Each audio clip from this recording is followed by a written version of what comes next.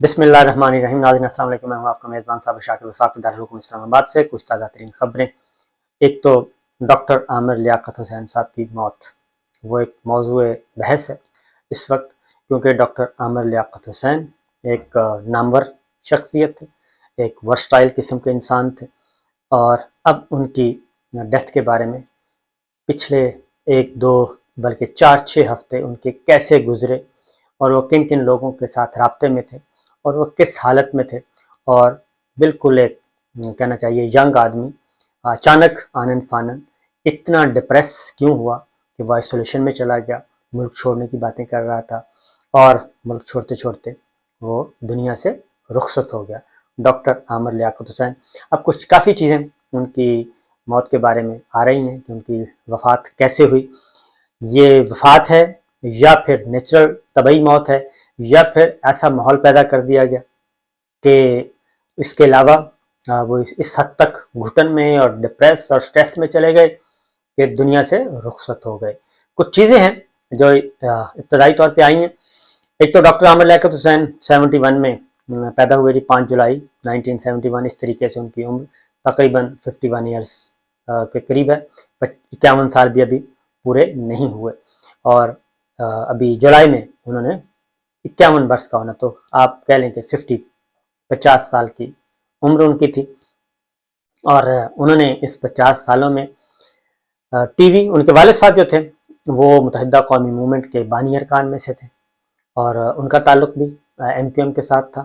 اور وہ M N اے بھی بنے، پہلی دفعہ ایم این اے بنے اور ایم کیو ایم کی طرف سے بنے، اور وزیر مملکت مذہبی امور رہے۔ اسی دوران اس سے پہلے بلکہ وہ ٹی وی سے وابستہ ہوئے، اور ایک پہلے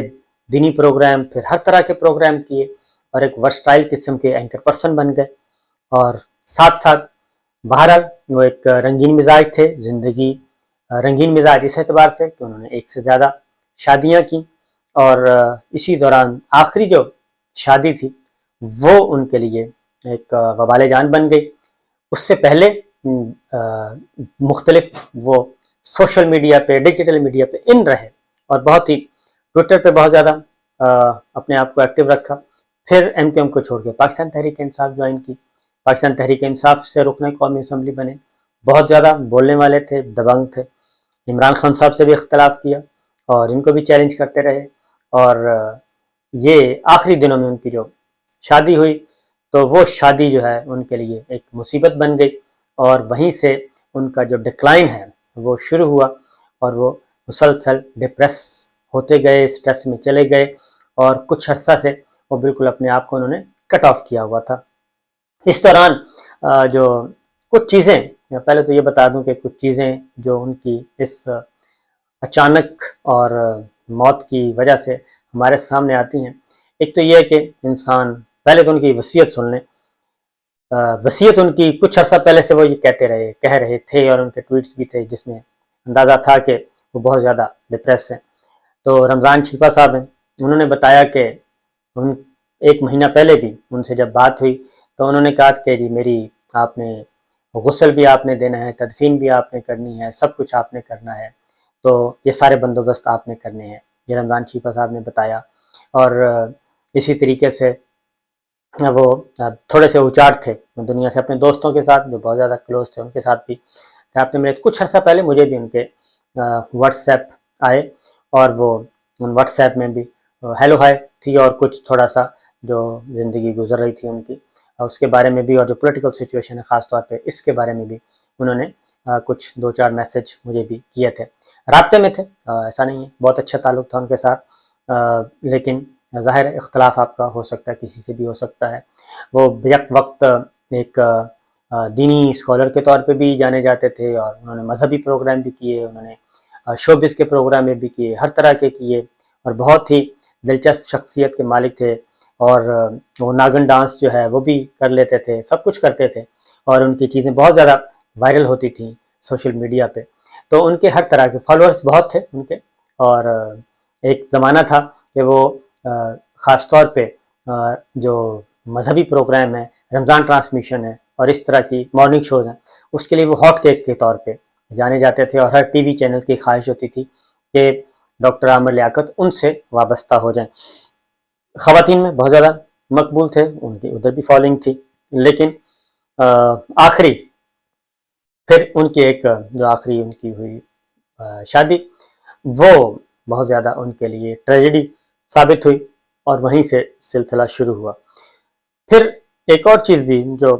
یہ پہلا موقع نہیں ہے کہ ڈاکٹر عامر لیاقت جو ہیں وہ اس طریقے سے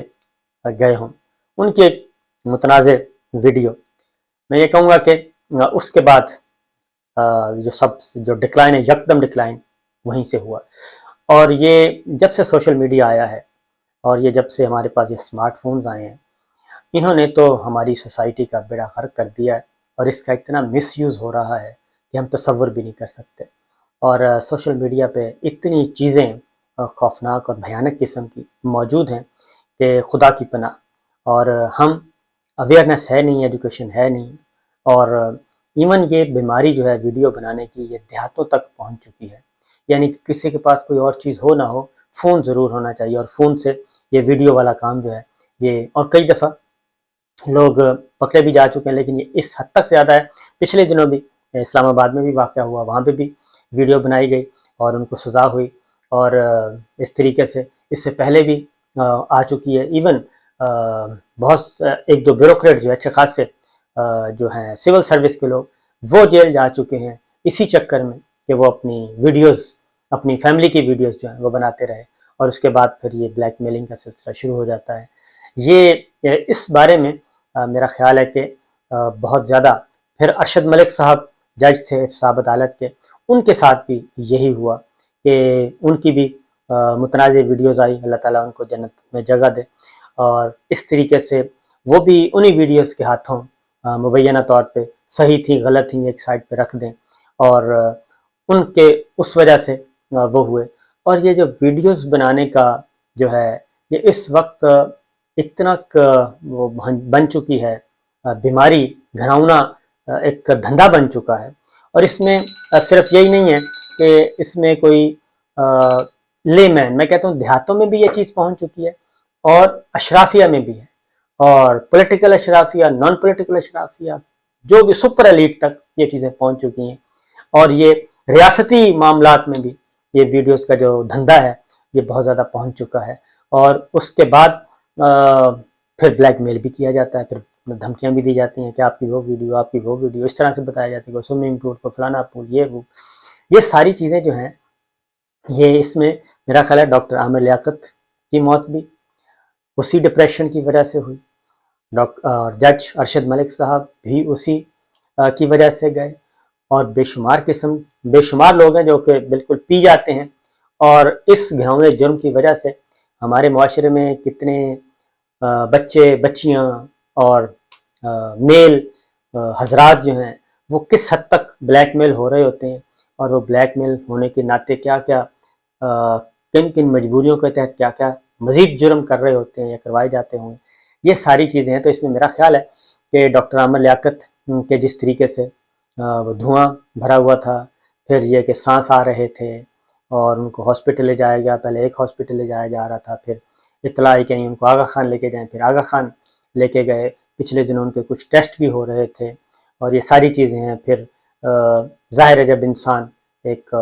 بچے بڑے ہوں، سب کچھ ہو، اور اس طرح کی چیزیں وائرل ہو جائیں، تو اس کے بعد میرا خیال ہے کہ یہ اس پہ پارلیمان کو خاص طور پہ، اور ہم بطور میڈیا پرسن ہمیں بھی یہ کمپین لانچ کرنی چاہیے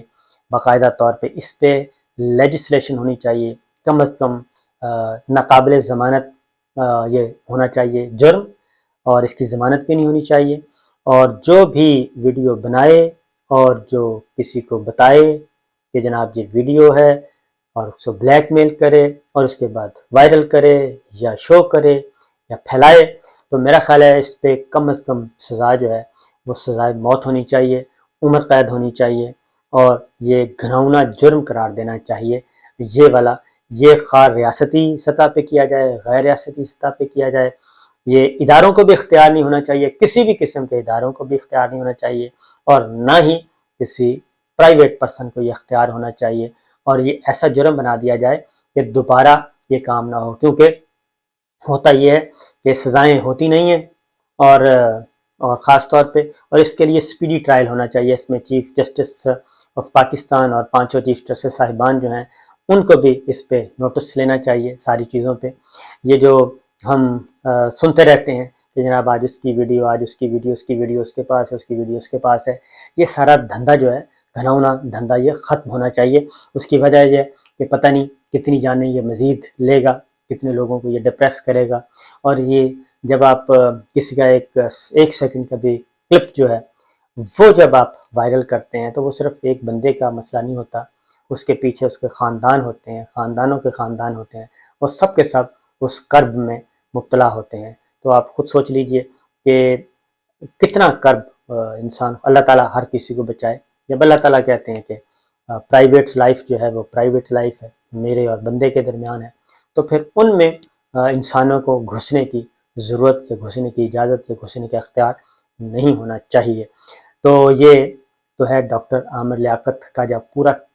کیس ہے، پوری اسٹڈی اس کو سوچنا چاہیے، سننا چاہیے. پہلے پرویز ملک صاحب، ارشد ملک صاحب تھے، اور اب ڈاکٹر عامر لیاقت، اور اس طرح کے بے شمار کیس ہیں. پھر F10 میں واقعہ ہوا تھا، اس میں تو سزا ہو گئی، اس میں بھی کس طریقے سے یہ بے لباس کیا جاتا ہے. تو یہ ساری چیزیں جو ہیں یہ ہیں. تو ڈاکٹر عامر لیاقت، اس میں ایک اور بھی ہم سب کے لیے بھی خاص طور پہ جو بہت زیادہ فیم حاصل کرتے ہیں، شہرت حاصل کرتے ہیں، دولت بھی ملتی ہے، عزت بھی ملتی ہے، تو ان چیزوں کو بھی خیال کرنا چاہیے. ہم سب کے لیے بھی ایک سبق آموز کہانی ہے یہ ساری کی ساری. ڈاکٹر عامر لیاقت حسین، عروج و زوال، سب کا سب، بند کمرے کے معاملات اور خلوتوں کی زندگی، یہ انسان اور اللہ کے درمیان ہے. اور جب اللہ تعالیٰ کسی پہ عیب ڈالتا ہے تو پھر انسانوں کو بے عیب کرنے کی ضرورت کیا ہے، بے پردہ کرنے کی ضرورت کیا ہے. تو میرا خیال ہے کہ اس پہ کمپین باقاعدہ طور پہ مہم شروع کرنی چاہیے، ہم سب کو مل کے، جتنے بھی میڈیا پرسنز ہیں اور خاص طور پہ، اور پھر پارلیمان، کہ اس پہ زیرو ٹالرنس ہونی چاہیے. ہر طرح کی پابندی ہونی چاہیے، ہر طرح کی پابندی، ورنہ یہ زندگیاں برباد ہوتی رہیں گی. غلطیاں انسان سے ہو جاتی ہیں، اس میں کوئی شبہ نہیں ہے، انسان سے غلطیاں ہو جاتی ہیں اور درگزر کرنا چاہیے. اور اگر اللہ تعالیٰ معاف کر دیتے ہیں تو اس کے بعد تو پھر پیچھے رہ کیا جاتا ہے. بہرحال یہ سبق آموز، اور اس کے ساتھ ہی اگلی انشاءاللہ ایک کریں گے. باقی رہا مقصود چپراسی والا معاملہ،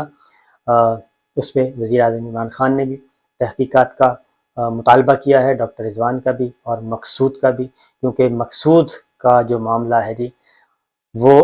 بلینز آف روپیز، کروڑوں روپیہ ان کے کھاتوں میں گیا. میں نے 10-12 ارب بولا تھا، وہ تقریباً 4 ارب روپے کے قریب ہے جو ان کے اکاؤنٹ میں گیا. وہ دبئی میں تھے اور 7 جون کو ان کی ڈیتھ ہوئی، اور 7 جون سے ان کی وفات جو ہے وہ دبا کے رکھی ہوئی تھی، اور 2 دن بعد ان کی جو موت ہے وہ ظاہر کی گئی، اور اس وقت کی گئی جب دبئی گورنمنٹ نے ڈیتھ سرٹیفکیٹ جاری کیا.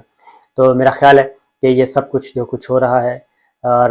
وہ پھر معاملہ وہی آ جاتا ہے کہ عمران خان صاحب نے بھی کہا تھا کہ اب ایسا زہر آ چکا ہے، ایسے کیمیکلز آ چکے ہیں کہ وہ کھانوں میں ملا کے دے دیے جاتے ہیں،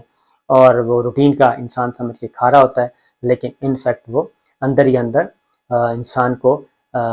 دل کے فیلئر کی طرف لے کے جا رہا ہوتا ہے. اور پھر بظاہر لگتا ہے کہ جی دل کا دورہ پڑا اور بندے کی وفات ہو گئی، لیکن حقیقت وہ کہتے ہیں کہ یہ ہے کہ پہلے اس کو فوڈ کے ذریعے ایسے کیمیکل، ایسی میڈیسن دی جا رہی ہوتی ہے، ایسا زہر دیا جا رہا ہوتا ہے جس کو اس کو پتہ نہیں ہوتا. تو میرا خیال ہے یہ دونوں معاملات جو ہیں وہ ہماری سوسائٹی کے لیے کافی ہیں